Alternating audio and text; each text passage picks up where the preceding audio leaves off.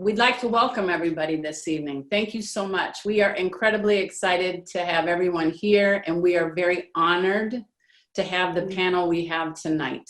I have been looking forward to this for a long time.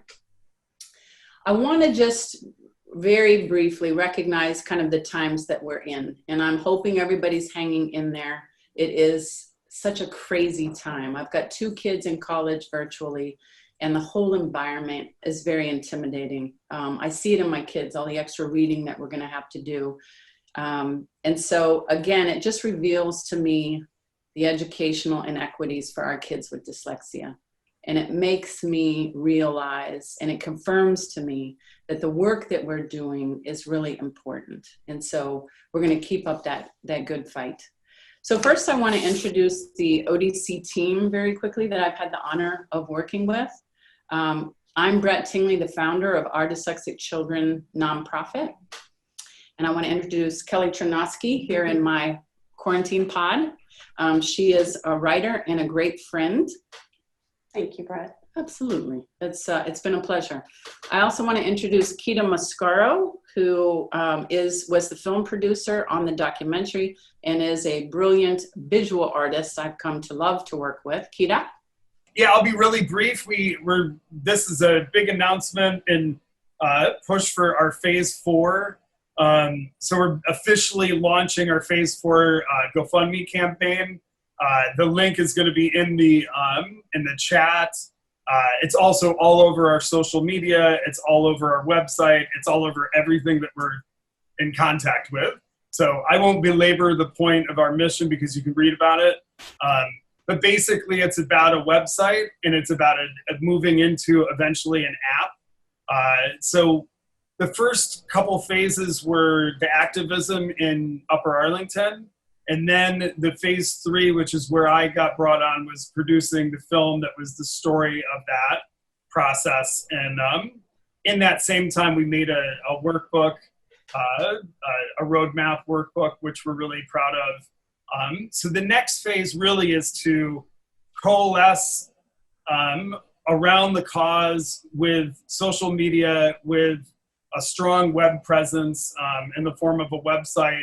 Hopefully we'll get to make an app. That would be the ultimate goal, because it really, brings the social and the informational and the activism to a point, which would be great. So that's really what we're working towards. And if you're interested in this, we're going to be pumping out information on all of our platforms right now about how we're doing that. So thanks for your participation, and I am going to take myself off. So Kita has shared with you that we have successfully completed our first 3 phases: securing services for our district, starting a statewide coalition to secure services for all kids in Ohio, and then making the documentary. I was going to share with everyone that we've gotten great response to the documentary. We've had over 60,000 views, and I have talked to literally thousands of people all over the world, which is super exciting. I've talked to Sally in Australia, Amy in Canada, Jasmine in San Antonio, Erin in LA, all over the place.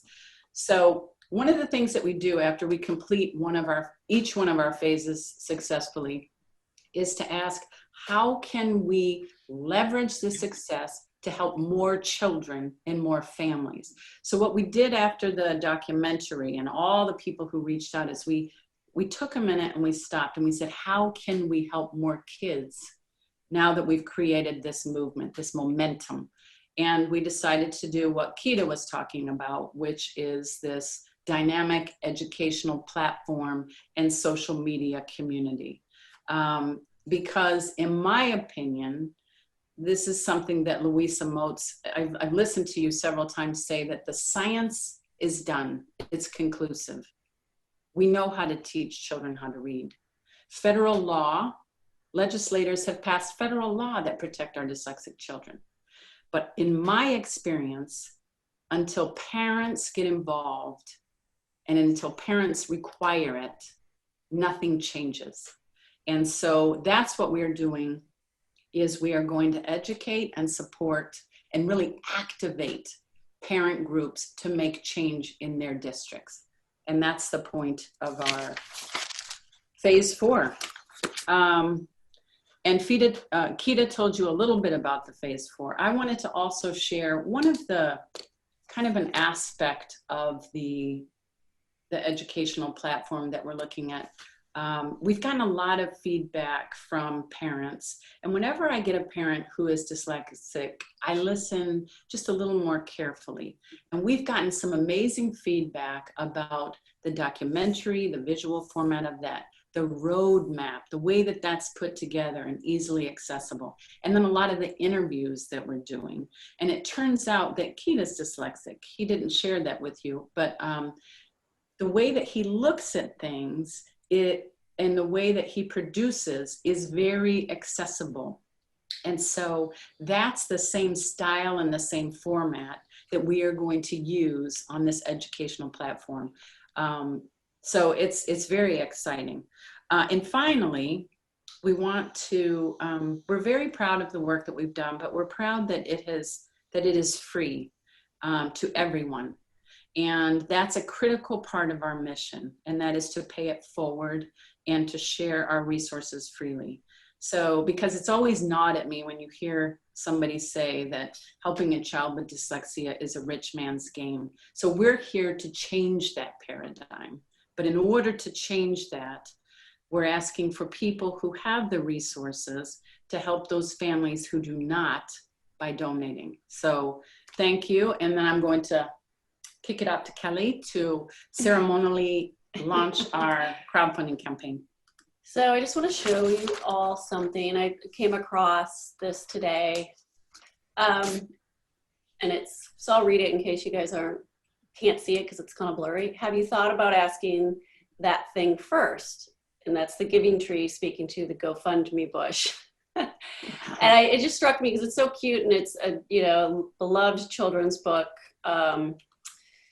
And again, we're all here for the reason of helping children learn to read. And we're doing this for our children. And many of our children have kind of been launched and they're getting services and they're successful. But there are so many other children that we don't know that we need to help, because it truly is a social justice issue, a civil rights issue, and it's the future of everybody's lives and, our world. So we humbly ask if you have any spare money. I know it's a tough time for everyone, and we acknowledge that, and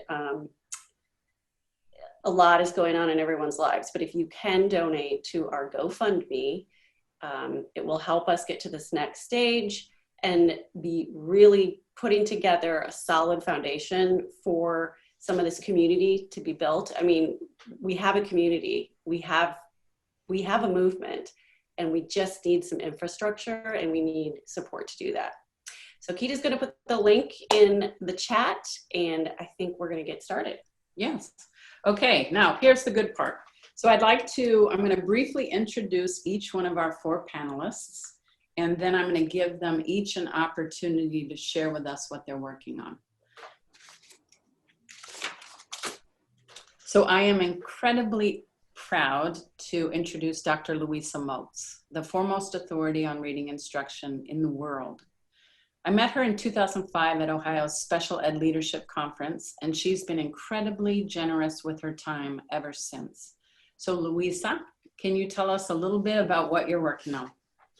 Well, thank you, Brett. I cannot claim that I deserve what you said about me.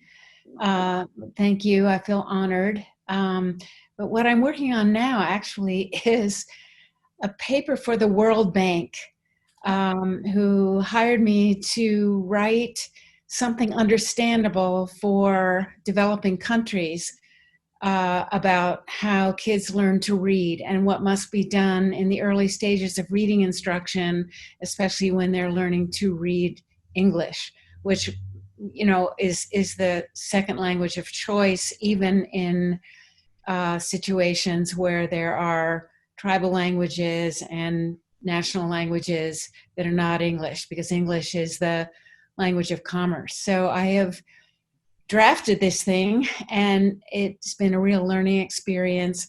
And once again, my main mission over the last almost 20 years is to develop a context in which dyslexia would be better understood. And that is the context of what all teachers and educators know and do with regard to instruction in reading, language, spelling, and writing. We still have a long way to go, so I'm very busy. You got a lot of work to do. All right, thank you. And then one of the fringe benefits of the work that we're doing is I get to meet incredible leaders like Louisa. And I just met Kareem Weaver about a month ago, and that is one of the great joys of my work. I couldn't be happier to introduce Kareem. He's the director of Fulcrum, NAACP Reading Initiative in Oakland, California. And I met him after our documentary premiere, and we got a chance to talk on the phone. So I wanted to thank you for joining us. And can you tell us a little bit about what you are working on? Sure, it's my pleasure. And thanks for having me. Absolutely. Let's see, we are in Oakland working on getting universities to connect with K-12 systems, to give them an audience and listen to their directors, the early learning directors, and find out exactly what they need.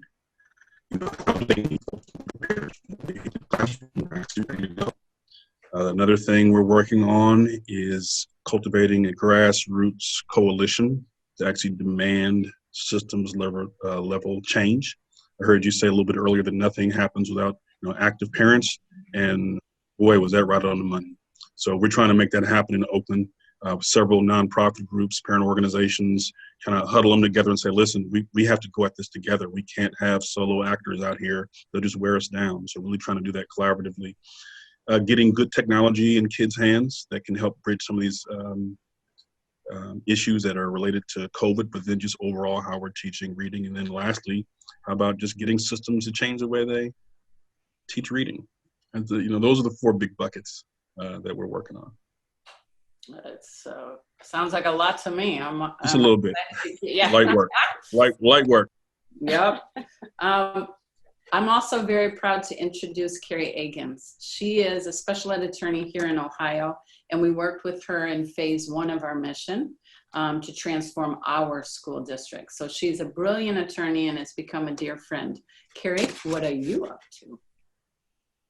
Hello, and thank you. I'm so excited just to participate in this panel. I have long appreciated the work of Dr. Moats and have been so excited to hear about Kareem's work in Oakland, and particularly the focus on the revisions to the general education curriculum focus that they're working on. So this is just so exciting for me as a participant in the panel, as well as just an attendee.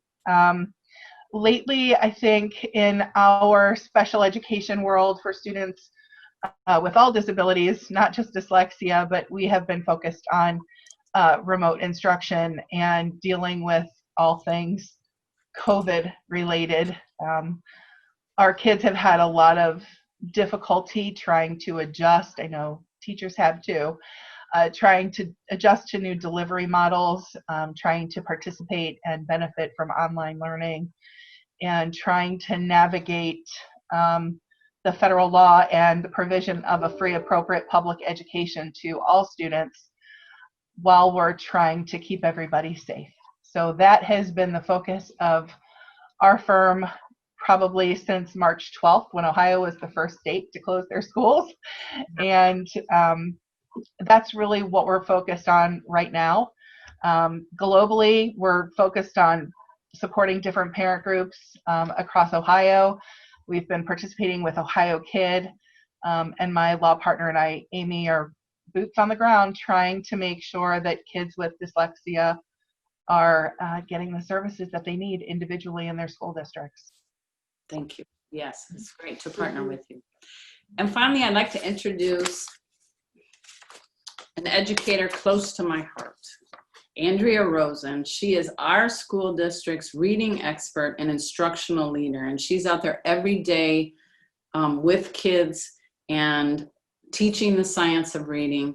But even trickier than that, she is training our regular education educators right now to try to get rid of that whole language that's so heavy here in Central Ohio and get them teaching the science of reading. So she is doing the heavy lifting of that cultural shift in our regular education community. So I couldn't be happier. We got her after our phase 1. She was one of the benefits of our phase 1. So we are very excited to have her. Can you tell us about what you're working on?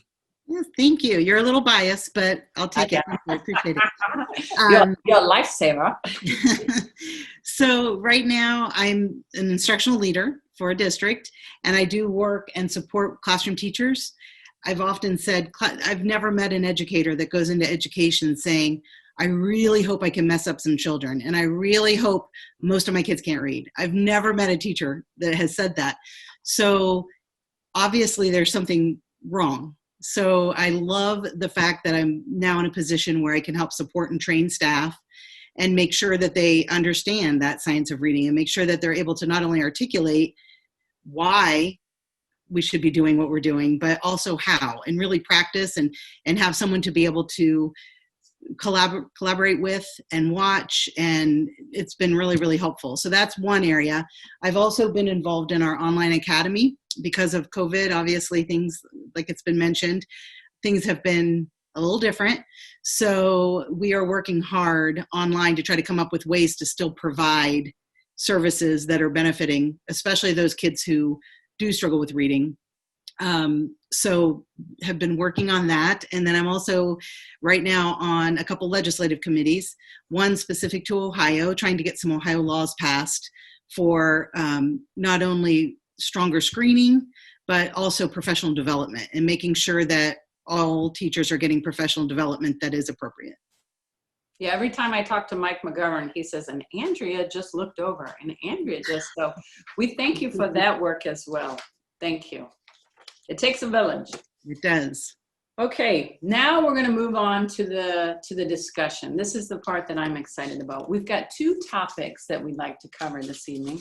And again, I'm just going to kind of set off the discussion, and then you guys please take it from there. So the first area, obviously, that we need to discuss is just students with dyslexia in this virtual learning environment. You know, this is such an uncomfortable, kind of crazy place. So why is it that distance learning is especially difficult for our students with dyslexia? What is it? What's the problem? Louisa? Are you throwing it out to anyone? Well, you know, I'm probably the person who's the least close to a classroom at this point, but what I observe in my home community and through the teachers that I'm interacting with is that, first of all, there's this huge technology gap with so many kids who are at risk, who need really good instruction, who don't have access in our area, don't have access to the internet regularly. They don't have a computer that's theirs to work with. So typically, dyslexic kids need a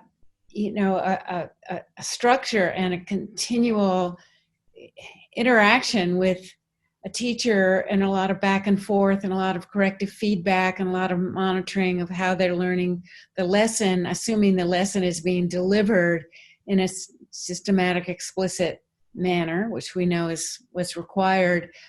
And it's very hard to do that if the teacher has more than one kid, and typically teachers are working with groups of kids, even if they're well matched.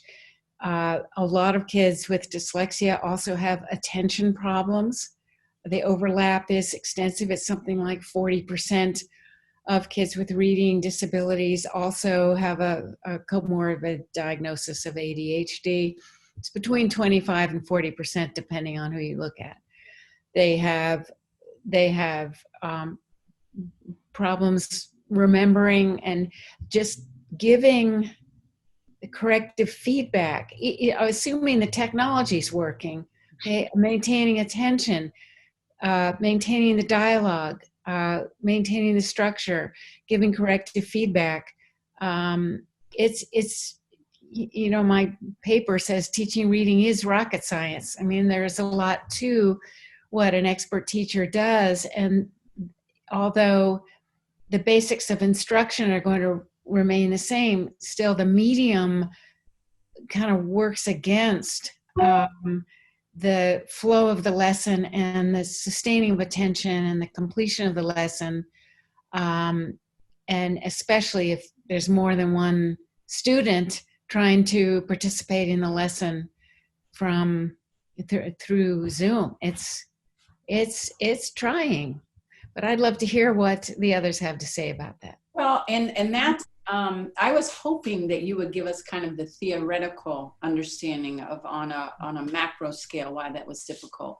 And then maybe somebody like Andrea, who's, in the classroom, if you can help us, because, we've all got kids at home, mm-hmm. and we're trying to figure out, how do we help our kids? What can we do? Are there any things that we can do to help our kids while we're in this mess? Mm-hmm. Yes, and to piggyback on what Dr. Motz was saying, so one of the things that the whole premise of dyslexia is based around phonological deficits, right?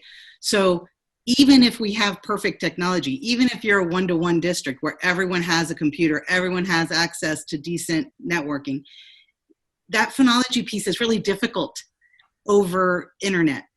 And so what I have found myself is actually my students are probably a little afraid of me because I'm typically have my head like this and my mouth like this so they can see me. But that's in a really good world, is when you have all the technology and everything. So that's another reason why it's just so difficult. And that corrective feedback that Dr. Moss was talking about, not only do we do direct, explicit instruction with immediate feedback, we do a lot of nonverbal feedback as well. So we'll give that feedback, but something as simple as a hand motion to direct their attention to, wow, that short vowel, that hand signal tells me I need to go back and I need to readdress this decoding this word. And that hand signal is going to clue me in to maybe a word that is a key word for a short vowel, let's say. And that's really difficult to do online as well. Or pointing, like if they're reading and stopping, if they do decode, I just don't move my finger. So I don't interrupt their train of thought with language, but by me not moving my finger, they know, okay, wait, I need to go back and retap this word or figure this word out. Those are all really, really tricky things. One of the things that I've done with families, and I know a lot of our staff has done this too, is we try to give them some simple activities at home, especially like for phonological awareness. Trying to take the time to help parents say, hey, even if this week, if you can do this, and showing them exactly what we want to do. But it is difficult because you need to have that background to understand, all right, if I'm working on phonological awareness skills, let's say, and I know the student is fine when I'm having them delete an initial or final phoneme, but they're struggling if I'm having them delete an embedded phoneme within a consonant blend, let's say. Well, for me, like when we're starting to work with that and they make a mistake, I've had enough practice that I know exactly what question to ask to try to redirect that child. And that's kind of tricky to do with parents. One thing that I always tell parents to do is, because a lot of our kids are decoding at a level that's less than what they're able to understand, the simple act of sitting and reading with them at a cognitive level that they can understand is probably going to be well above where they're decoding, but they need that vocabulary and comprehension at that level as we work to bump up their decoding as well. So that's one thing that parents can always do, that it's just so important, that oral language. I always highly recommend that for parents. And then to work directly with the teacher and ask, exactly what skills you're working on and how can I help? And most teachers love that and really want to work together. Wonderful. I think to piggyback on something you said, Andrea, we're also seeing that it's not just access to the reading instruction that is being impacted, but also access to the general education curriculum. And the need to ensure that accommodations are being provided in the general education setting so that when students are trying to access science, social studies, they've got all of those accommodations prepared ahead of time and given to them electronically ahead of the instruction so that they're prepared to participate. And we're finding that using copies of notes, trying to get or record lectures so students can listen to them again, making sure that if there are any accommodations that are in the student's IEP that need to be provided in that setting, that they're being done planfully and in advance of instruction so that kids are accessing the general education materials as well. So getting some of those things auditorily, making sure they've got speech to text or text to speech for some of their work, and making sure that they have that is also one thing we're looking at parents and schools to collaborate on a little bit more effectively. Because, and that was the next question, was our legal, the children's legal rights in virtual learning. They are the same, correct? They are. So, right. It's tricky, but the legal rights, they're still protected. Yeah, so there's been no waiver of the provision of a free, appropriate public education. So a student who's been identified as a student with a disability would still have all of the protections of receiving FAPE. What that may look like in remote learning is something that at least the state of Ohio has advised schools to meet individually with families and come up with remote learning plans. So if your child's going to be remote, you should be having those conversations with your team. What additional technology do they need? What additional supports do they need? What does that look like? How is it provided? Those are things that IEP teams should be meeting to consider.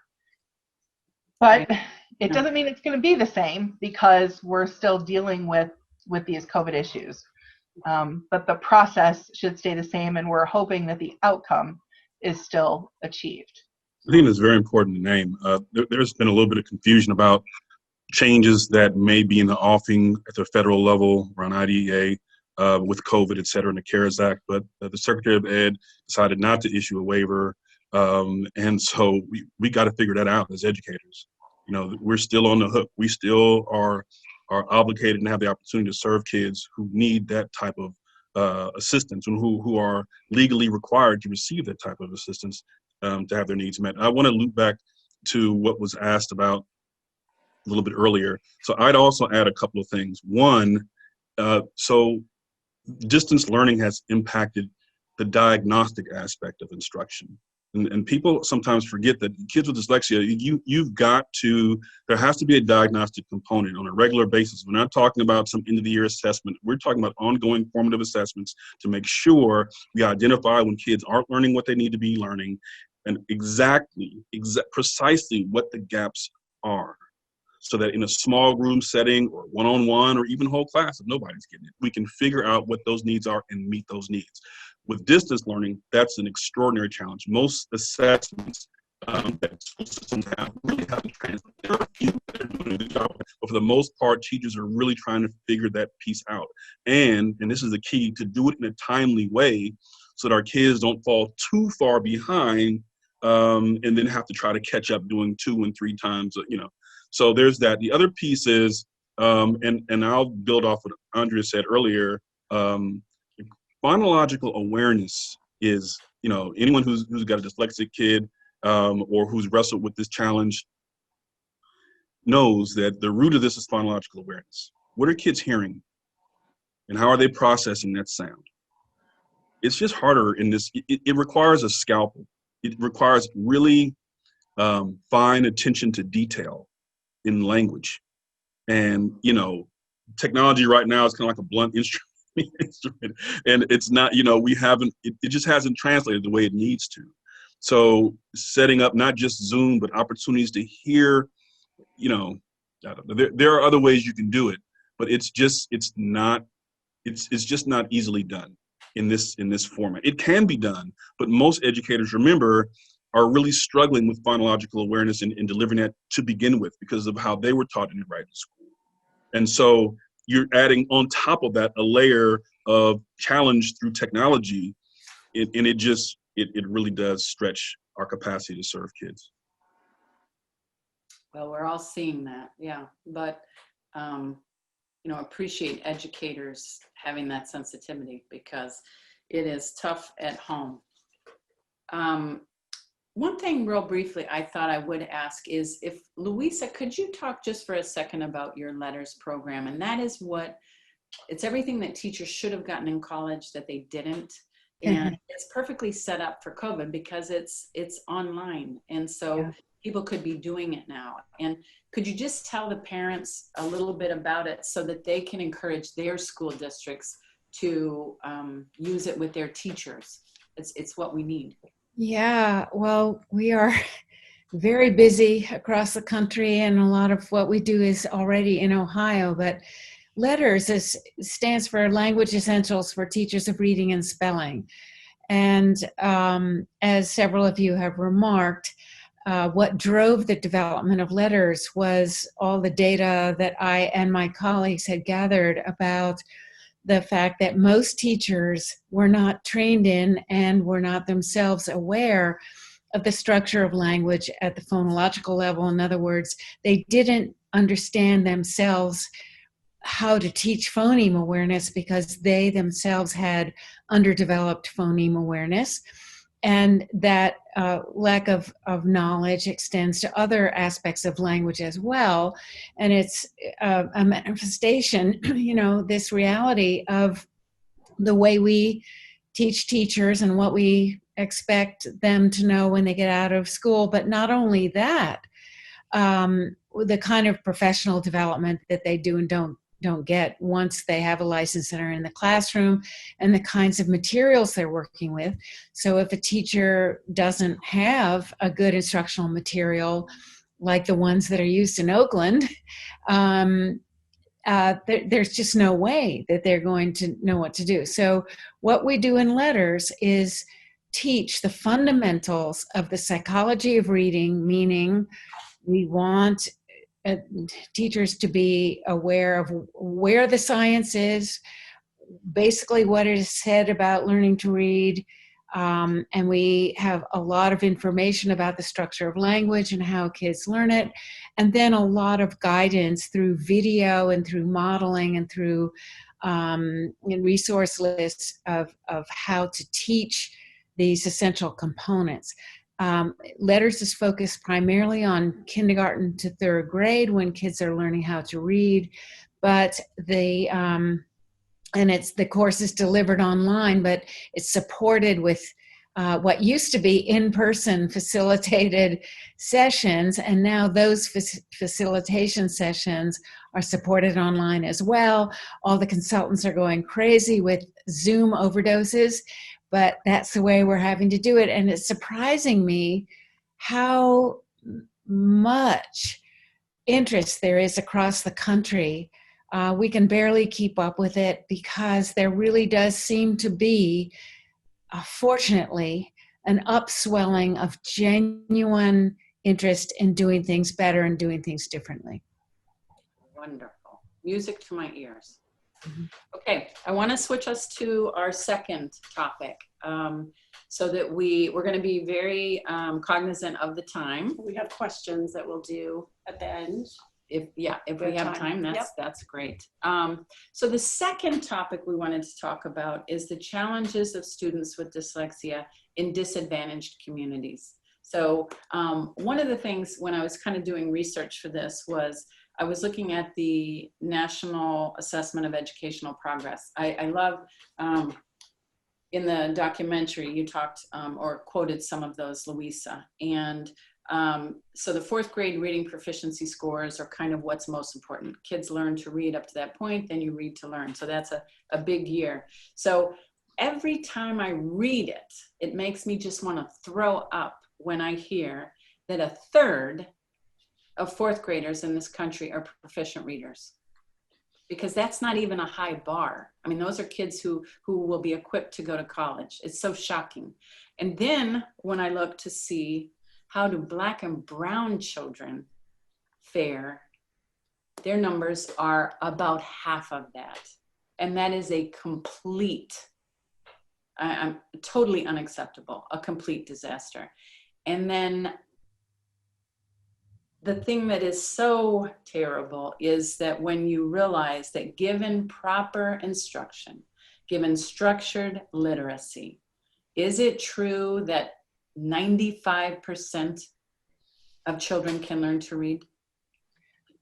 I want to put some parameters around that statement. Yes. What we've shown in good research from the National Institutes of Health and other sources is that if we do the best job teaching kids in the early stages, that's kindergarten and first grade, that at the end of that first grade, the incidence of reading failure can be reduced to 5%. And those studies have been carried out in regular classrooms. They've been carried out with intervention supports. They've been carried out in clinical settings. But about 5% of the population really is not wired to learn to read. And those are the kids with, real genetic, biological dyslexia that's very difficult for everyone to struggle with. And the rest can be within the average range if you define that as the 25th percentile or above. Okay. So, and that's a different statistic when we cite our sources on incidents. With the National Assessment of Educational Progress, which is done first with fourth graders, the most shocking thing to me is that a third of the kids are below basic. And below basic means you really don't have the reading skills to function in a competitive world where reading is required in your job. You really don't. And those are the people who are relegated to, very limited choices as far as what they do academically, what they do as far as a career or work. And then the other, as you say, the thing, the statistic that's the national disgrace and really should be talked about in all of our national dialogue about equity and having an equitable society, is for God's sake, let's teach the kids who are at risk by virtue of their socioeconomic status mainly. And most of the, disproportionately, we're talking about African-American kids and Hispanic kids, way disproportionately, but they can learn to read. And that's the other thing that research shows, that when they have the advantage, and I ran one of these projects in Washington, D.C., almost all of our students were African-American, almost all of our teachers were African-American. We were in schools that had been very low performing, and we brought those kids from a very low level initially up to the average range nationally. And their life circumstances had not improved, and the schools weren't any prettier. But we could, working with the teachers, we taught the kids how to read. This can be done everywhere. And it is, the imperative. And when I hear about, the proportion of people who are poor readers who end up incarcerated, or people who are poor readers ending up unemployed or underemployed, I just think, why can't we get this as a society? And the other thing I just have to say to punctuate this is that all we talk about that is appropriate for kids with dyslexia is what you do with kids who are more at risk by virtue of other characteristics. We're not, the human brain learns to read in the same way. And some kids need a whole lot more practice and deliberate instruction, but we're not talking about a totally different methodology, a totally different set of brain circuitry. That's all a myth. Mm-hmm. So it is rocket science, and it's not rocket science in a way. everything that Andrea is doing with her teachers, that's the antidote to this problem. Yes. Yes. Amen. Is it professional to just yell preach? I think that hits the nail on the head right there.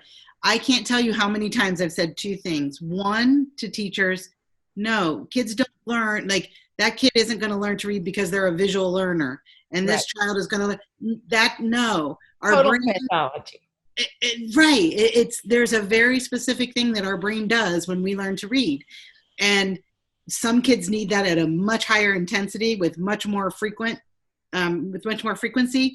But all kids benefit and need this when they're very young.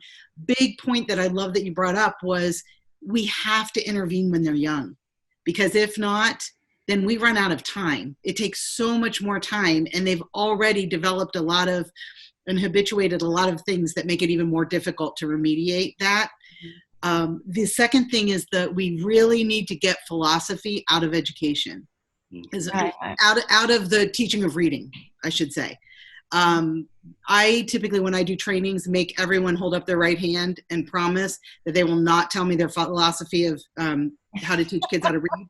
And I tell them that I will not tell them my philosophy either, because it doesn't matter.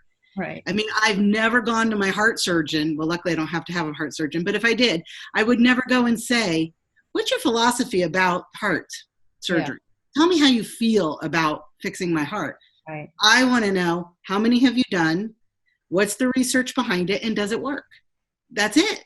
And that's what I want us to get to as well. And I really do believe, I believe that we're headed in that direction.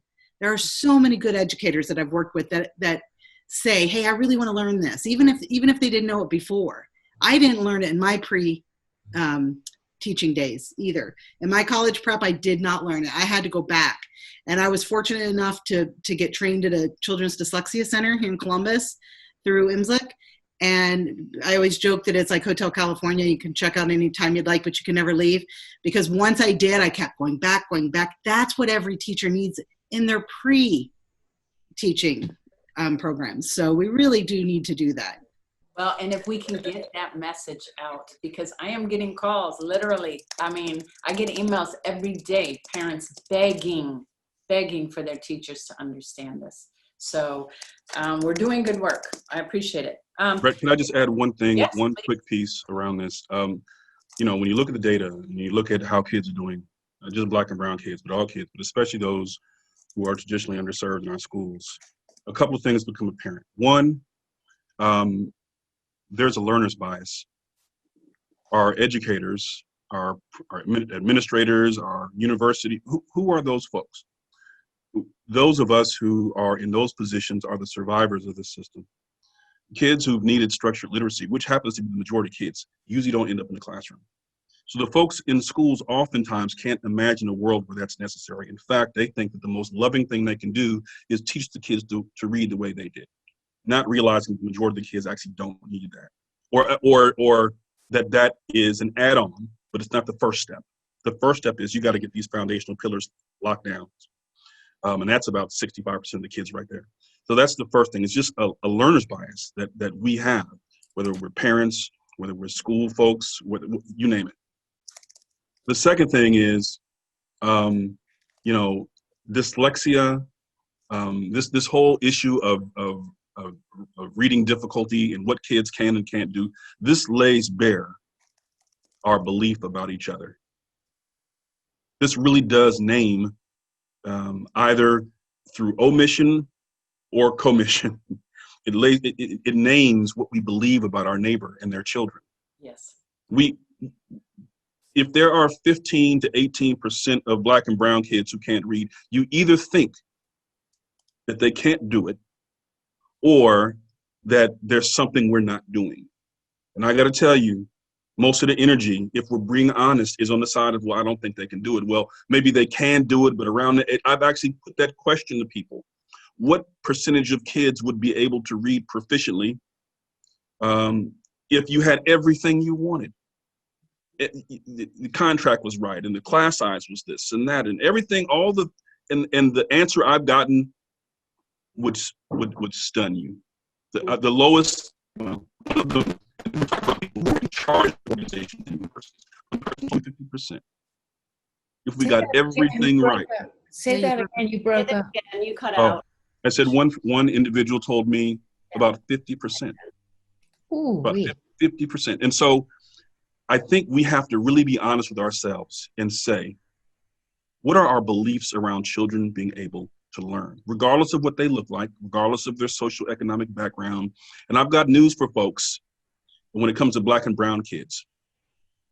Black children learned to read right after slavery. If you want to talk about trauma and economic challenge that they faced, I remember talking with Emily Hanford about this. This isn't our first rodeo, and yet those folks proved that you can read regardless of the trauma, the generational trauma that you endure. Yeah. And so the things we go through today are oftentimes horrific. However, those folks already proved that it's possible. The question is now, are we willing to commit to the science, willing to commit to what we know about what works, to give them what they need in order to read? And that's not just for Black kids, that's for all kids.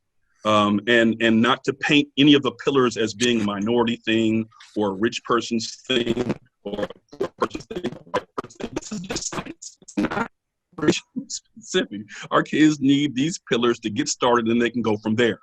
And so are we being honest with ourselves about what we think kids are capable of? And I'd push us, that should be a topic of conversation in every professional development meeting around the country. Why are we okay with 25%?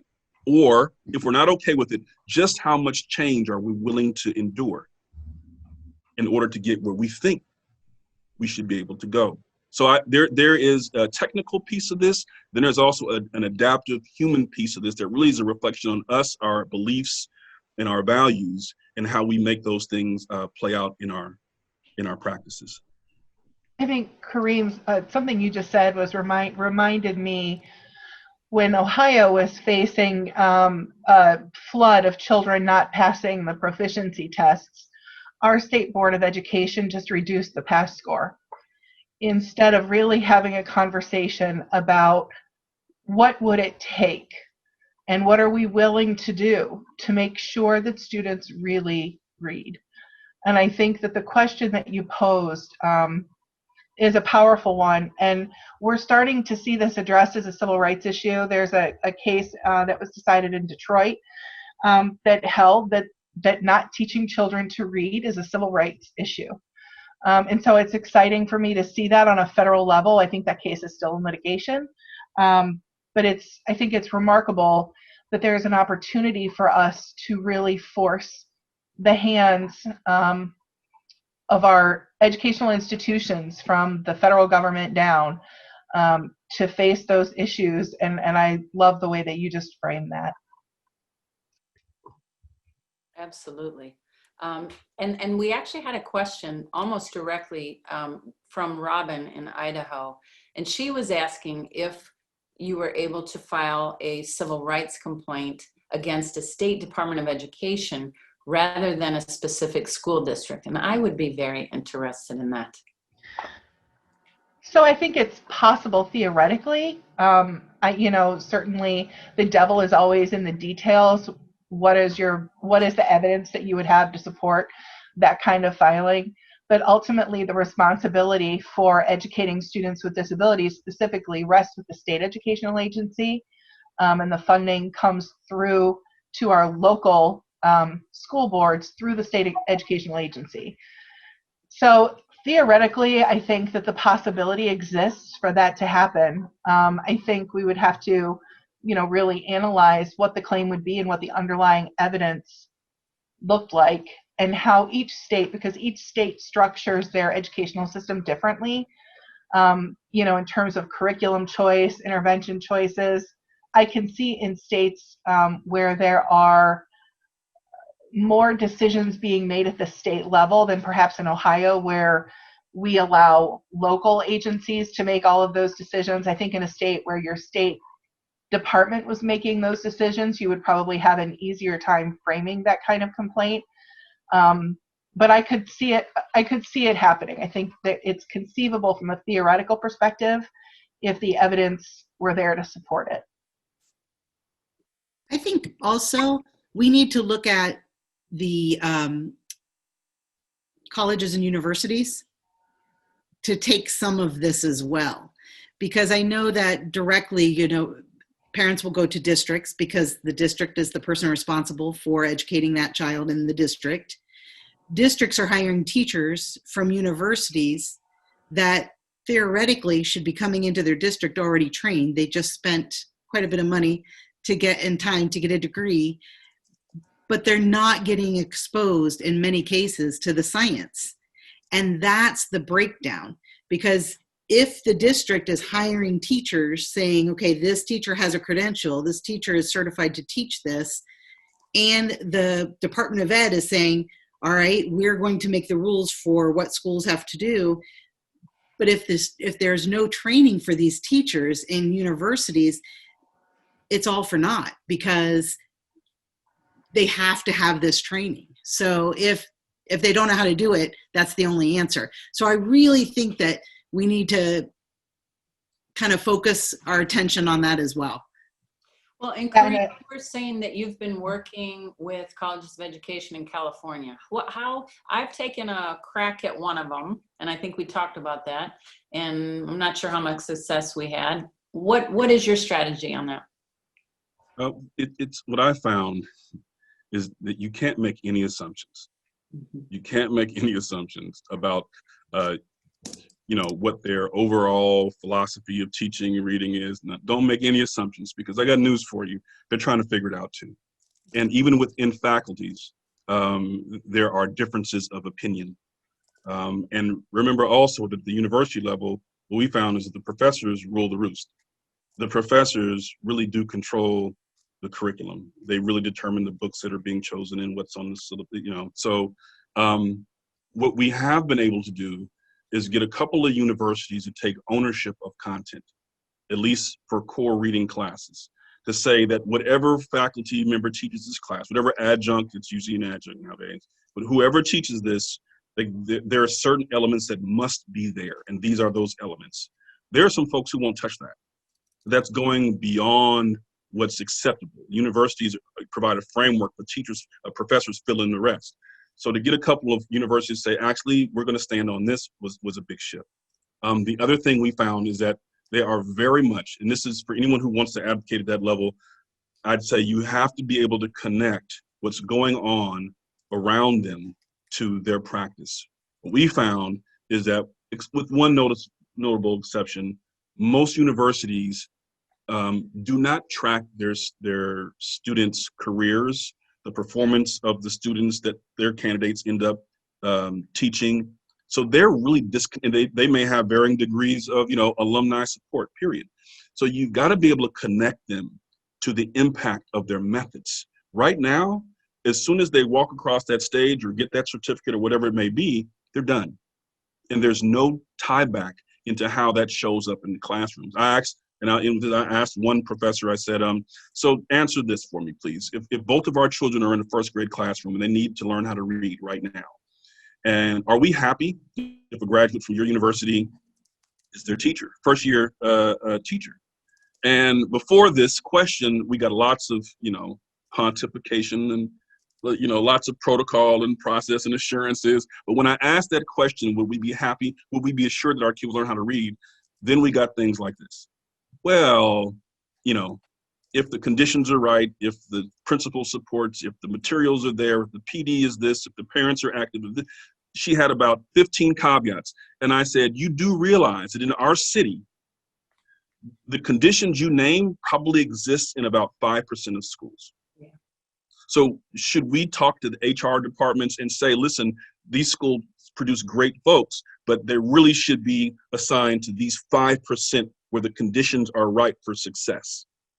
Or are you striving to reach a greater number of students with a different school profile serving them? And that opened up the conversation. So I push universities about what's the profile for success, or what's the environment for success, the conditions that are necessary for your candidates to come in and teach reading on day one. What has to be true for your folks to be able to do it? And that really does, open up a conversation. Because when they're not connected to the HR departments for K-12 systems, they sometimes lose touch or lose sight of what's the reality on the ground in those systems. Well, I and think yeah, I was just going to say, I think it would be really helpful if our schools started asking prior to placement of student teachers whether student teachers have had any of that specific training as a part of that part of the placement process. And I just want to give a shout out. David Brobeck is one of the attendees, and he is a professor at Walsh University.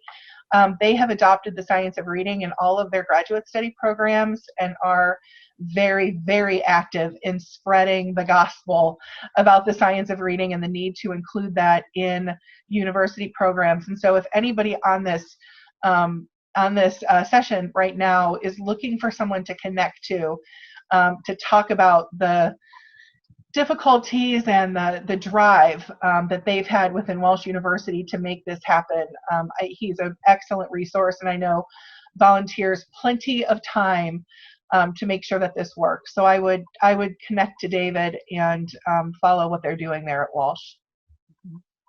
Yeah. Mount St. Joe's is doing quite a bit too in Cincinnati. Yes. That's a wonderful program. So there are some programs, and it made me happy to look down and I saw Kent State there. That was what I got my undergrad from Kent.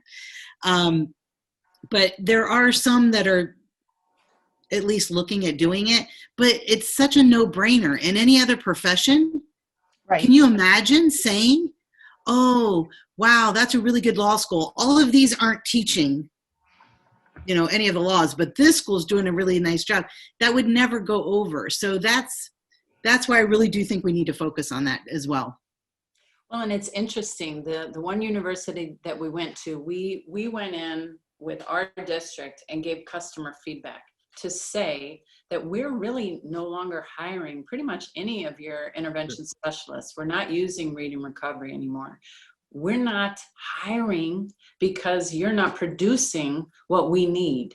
And so I figure if we can continue to do that, then they will have to respond. Their students won't have a place to work after a while. And there's power in numbers.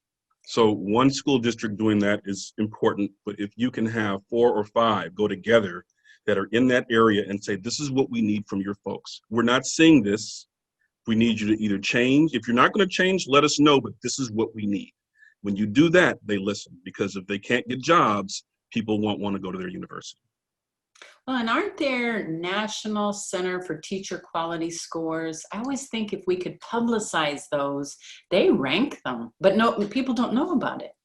The National Council on Teacher Quality is a great organization.